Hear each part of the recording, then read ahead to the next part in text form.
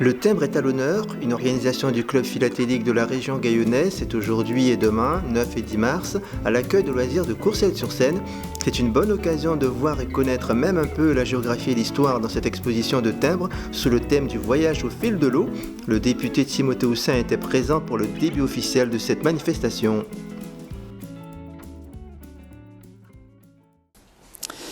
Les membres du club philatélique de la région gayonnaise sont heureux de vous accueillir pour la fête du timbre avec pour thème voyage au fil de l'eau.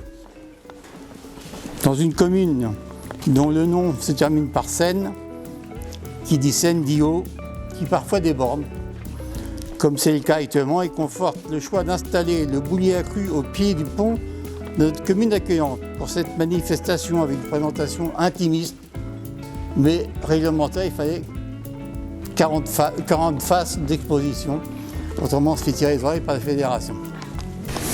Bonjour à toutes et à tous, bienvenue. Je vous accueille aujourd'hui au nom de Monsieur le maire qui est absent et s'en excuse. Au nom de la commune de Courcelles-sur-Seine, je vous remercie de votre présence autour de l'intérêt que vous portez à la philatélie. Ce week-end, nous allons fêter la dernière étape de la trilogie du voyage, consacrée au voyage au fil de l'eau. C'est vrai que c'est un très bon support aussi pour la culture générale et pour connaître l'histoire de France, la géographie. On le voit d'ailleurs dans les différentes thématiques qui sont développées dans cette exposition. Ça nous permet de connaître les châteaux.